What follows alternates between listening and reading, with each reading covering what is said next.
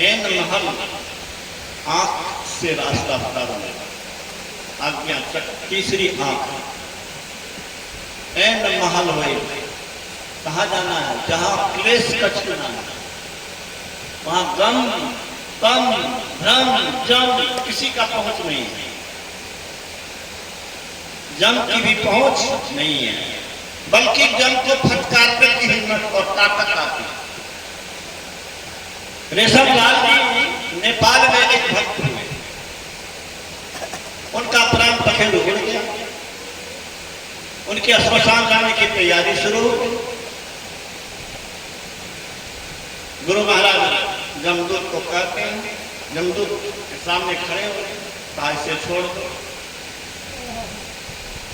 इससे सत्संग का बहुत काम करेगा। जमदूत भाग गया गुरु महाराज की तरफ से, वो लौट के आया, आप बीती अपने समाज को बताया, बहुत दिनों तक सत्संग किया कराया, सत्संग मंदिर बनवाया, अपना जमीन रजिस्ट्री किया, आज भी उनकी निशानी नेपाल में है। तो जमराज के हाथ से भी अगर किसी को लौटाने की ताकत महर्षि जी में आ सकती है, तो महर्षि जी के रास्ते पर चल करके कोई भी इस शक्ति को प्राप्त कर सकता है। यही तो संत कहते हैं, और यही शक्ति प्राप्त करने के लिए इस अवस्था में भी अब मैं आपके बीच आता हूं। तो हमको क्या जरूरत है? संसारिक किसी चीज की तो हमको कमी नहीं है, जैसी जितने हैं उसी में हम परम संतुष्ट हैं। हम तो झोपड़ी में संतुष्ट रहते थे, ये तो भवन बन गया है। बड़े बड़े लोग हमारे पदाधिकारी को आते थे तो कहते थे, सर आपका यहाँ खुशे खर्च है, बगल में तो बहुत मकान है ना, खाना पहले से। तो हमने कहा था, अभी भी याद है, हमने कहा था कि घर बनाने के लिए, मकान बनाने के लिए हम नहीं जन्मे हैं। हमारा लक्ष्य अगर है तो इस घर से बदबू नहीं निकले, खुशबू निकलता रहे, यही हमारे जीवन की सफलता। और जिस घर से खुशबू निकले सदाचार का, भक्ति का, परमात्मा के ज्ञान का, उस घर से कोई अच्छा घर नहीं हो सकता। कंचन मंदिर जाल रे भक्ति ना जान, कबीर साहब ने कहा। तो मुझे किसी चीज की कमी नहीं है, कमी अगर है तो बहुत बड़ी कमी है। वह कमी क्या है? जो आपको शरीर रूपी पिंजरा से निकल करके इस दुखमय संसार से, कष्टमय संसार से, भयानक संसार से निकलना चाहता। नाहिल करिए जगत सो प्रीति, जगत अथाह भयंकर भवनिधि, जहाँ सब दुख की रीति, जहाँ सब भूल भुलावन को तो समुझ पड़े नहीं नीति। क्षणहित बुलावत क्षणे मुरझावत, जगत विटप की रीति, जो चाहेगा उसको जम जीती। संसार बहुत आकर्षक है, लुभावना है, लेकिन उसका परिणाम उतना ही भयावह है, दुर्दशा देने वाला है, दुर्दशा कराने वाला है। इस कीचड़ से, इस दुखमय संसार से उबरने के लिए परमात्मा ने मनुष्य शरीर दिया, वो साधन दिया, ऐसे गुरु दिए, ऐसा ज्ञान दिया। आज्ञा चक्र में अपने चेतन मृत्यु को समेटिए। कैसे समेटिए? गुरु महाराज ने कहा, दोनों हाथ से किसी खूंटे को पकड़ के खींचो, तुम्हारे शरीर का पूरा ताकत खूंटे में लग जाएगा। इसी तरह से दोनों आंख की दृष्टि धारों को आज्ञा चक्र में गुरु से युक्ति लेकर के जोड़ो, समुचे शरीर में जो चेतन भार है वह सिमट जाएगा। और सिमटाओं में बड़ी शक्ति होती है। नहीं तो पानी को बांध बना करके रखा है ना, और बांध जब टूटा था तो मुरलीगंज मधेपुरा के बीच में जो पुला है उसको घिसका दिया था ना, वो डैमेज हो गया था ना। तो सिमटे हुए पानी में इतनी ताकत है, और हमारे शरीर में जो चेतन वृत्ति सिमटेगी तो आज्ञा चक्र में ईश्वर का वज्र कपाट खुल जाएगा, अंधकार का वज्र कपाट खुल जाएगा और प्रकाश मार्ग में जाएंगे। गुरु महाराज इसकी क्या विशेषता बताया? बताया कि अवस्था तेरी बदल जाएगी। क्या बोले? तीन अवस्था में सभी आते जाते हैं, सोता है, सपनाता है, जगता है, संसार का काम करता है। तीन अवस्था में है। बच्चे हो, बूढ़े हो, पशु हो, पक्षी हो, सभी जीव इस तीन अवस्था में जाता है। लेकिन जो आज्ञा चक्र में अपने को केंद्रित करता है उसकी अवस्था बदल जाती है। गुरु महाराज क्या कहते हैं, कैसी अवस्था होती है? वो अवस्था ऐसी होती है कि जैसे स्वप्न भंग हो जाने के बाद आप जग जाते हैं तो स्वप्न को क्या कहते हैं, वो बेकार था, उसमें कोई काम नहीं था। कहाँ हम भूत के डर से भाग रहे थे, कहाँ भूत है, सब व्यर्थ और सब झूठा मालूम होने लगता है। तो गुरु महाराज उस अवस्था को प्राप्त किए तो क्या कहा, उस अवस्था में जाओगे तो ये संसार का मिथ्या का बोध होगा।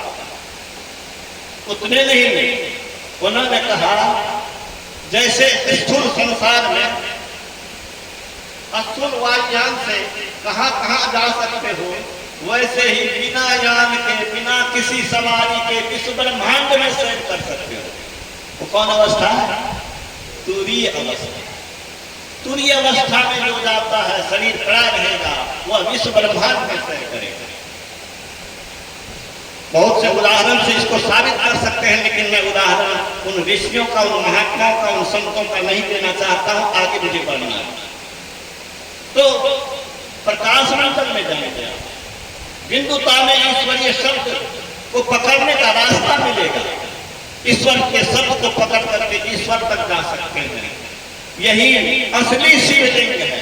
गुरु महाराज ने कहा शिव मंदिर में जो शिवलिंग है वो मनुष्य का बनाया हुआ पत्थर का शिवलिंग है, और ईश्वर का बनाया हुआ शिवलिंग इस शरीर के अंदर में है। बिंदु नाद महालिंगम शिव शक्ति निकेतनम देहं शिवालयं प्रोक्तम सिद्धिदं सर्वदेहिनाम। इस शरीर में बिंदु रूपी ज्योतिर्मय बिंदु रूपी जलधरी है, और नाद रूपी ब्रह्म शब्द रूपी सार शब्द ईश्वरीय शब्द वही शिवलिंग है परम प्रचंड शक्ति वही है, शिव शंकर हर नाम है, अकथ अदम पूर्ण काम वही। उस शब्द को जो पकड़ लेता है उसको प्रचंड शक्ति आती है। कौन कह रहा है? गुरु महाराज। सारी कामनाओं की पूर्ति उसकी होने लगती है। सृष्टि के देवी देवता उसकी सहायता करने लगते हैं, उनके पीछे चलने लगते हैं। ब्रह्मा विष्णु महेश्वर करे सब की पूजा, वे साहन के साथ में है आसन पूजा। तो बंधुओं कहने सुनने का अंत नहीं है। मनुष्य शरीर इसी के लिए है। मनुष्य शरीर इस दुख सागर को पार करने के लिए नौकर है तो गुरु मल्ला है, और ईश्वर की कृपा अनुकूल हवा है। अंतिम में भगवान राम ने तो यही कहा कि जो न करे भवसागर नर समागत पाए, सो कृत निंदक नंदमती आत्म धन गति जाए। गुरु महाराज कहते हैं जैसे कोई खजाना के घर में जाए, हीरा है, बवाहरत है, क्या नहीं, और वहां से खाली हाथ लौट जाए तो उस मूर्ख को क्या कहा जाए? वही तो भगवान राम ने भी कहा, नर्तन पाई विषय मन पे ही पलटी सुधाते सच विष पे ही ताही तब हूं कहूं कहीं न कोई कुंजा कहीं न परस मनी कोई। तो गुरु महाराज यही कहते हैं कि मनुष्य शरीर अद्भुत खजाना है, परमात्मा की धन इसमें मिलेगा। जिस धन को पाने के बाद कुछ पाने के लिए बाकी नहीं रहता।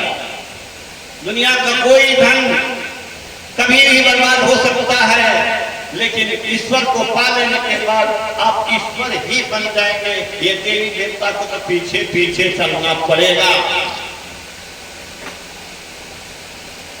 सिपाही बाबा ध्यान से आते थे, भोजन भंडारा खिलाते थे, हजार हजार खिलाते रहते थे। जहां जहां जग होता था देखते थे, मैं करता था। मेरे मन में सौभर में आए थे, दो घर में भोजन के बाद आराम कर रहे थे। मन में हुआ कितनी तत्परता से सेवा करते हैं, जरा पूछ ले कि क्या क्या है। उन्होंने कहा कि बरारी घाट में अखिल भारतीय महाधिवेशन था, 5 शाम का भंडारा हो गया था। छठा शाम में 5 पसेरी चीनी बची थी। जहाँ लाख लोग आते हैं वहाँ 5 पसेरी चीनी से क्या होता। मैंने व्यवस्थापक को कहा, व्यवस्थापक ने अनसुनी कर दी, व्यवस्था नहीं किया। हम टेंट में ध्यान कर रहे थे। ध्यान क्या करेंगे, यही चिंता थी कि अंतिम में कहीं पर चिन्नी नहीं चलेगा गुरु महाराज के भंडारा में। ये चिंता में मैं था। वो मुस्कंद आया, वो बड़ा टोकरा लाया, उसमें बड़ा बड़ा जिलेबा आया। जिलेबा उसके मुंह से पहली बार मैंने सुना। जिलेबी तो खूब सुनता था बचपन से, जिलेबी जिलेबी, जिलेबा उसके मुंह से सुना। हमने कहा जिलेबा क्या होता है? 3-4 जिलेबी मिला कर एक जिलेबी। वो जिलेबा लेके आया। कहाँ है सिपाही बाबा, कहाँ है सिपाही बाबा? मैं उनके घर पर गया हूँ, कठगामा भागलपुर से पहले है। मैं निमंत्रित करने गया था, मैं अपने गांव में अधिवेशन करा था, उसमें लाने गया था। तो 2 टुकड़ा जिलेबा ला के दिया, कहा कि ये भंडारा में दीजिएगा। इन्होंने कहा कि किसने भेजा है? नाम नहीं बताया। कहा कि किसने भेजा है? भंडारा में खिलाइए ना, नाम से क्या मतलब है? तो नहीं नाम बताया, इसी के साथ ही आदमी थे, तो चले गए। दूसरे दिन क्या हुआ, क्या हजारों हजार लोग खा रहे हैं, जिलेबा परसा जा रहा है, जिलेबा खत्म नहीं हुआ। दूसरे दिन गुरु महाराज ने जाके कहा कि हुजूर, इस महाधिवेशन में तो अजब घटना घट गई। ये 2 टोकरा जिलेबा हजारों लोग खाया, लेकिन टोकरा खाली नहीं हुआ। तो गुरु महाराज ने कहा ये रिद्धि सिद्धि का काम है। किसका काम है? रिद्धि सिद्धि का।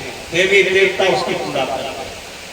आप भी भक्ति ठीक ठीक कीजिए, पापों को छोड़िए। मैं दावे के साथ कहता हूं कि आप अनुभव करेंगे कि आपको देवी शक्ति साथ लेती है, आपके पीछे रहती है। ठीक है ना? वैसे नहीं कहता हूं, गुरु की कृपा को अनुभव करता रहा, बचपन से ही करता रहा और भक्ति का फल मिलता रहा है। आप लोग भी कीजिए, नहीं कीजिएगा तो क्या करेंगे? कभी हम कहवे करो, तू नहीं करवे तो हम की करबो। हम तो इस स्थिति में भी आकर के कह दिए, किशोर बाबू आपका पुण्य ऐसा है तो मैं इतना गलत के बोल दिया, कैसे बोल दिया हमको समझ नहीं आ रहा। ये हमारे शिव शंकर बाबू मधेपुरा में देखे थे कि मैं बोल नहीं पाया।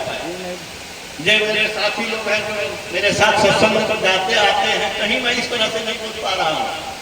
लेकिन आप लोगों का प्रेम, गुरु महाराज की कृपा समझते हैं कि आपने हमको सुनाने के लिए हमको बोली दिया है, आवाज दे दिया है। अब मैं बाबा के सामने माइक देता हूँ, आगे जैसा चाहे करें।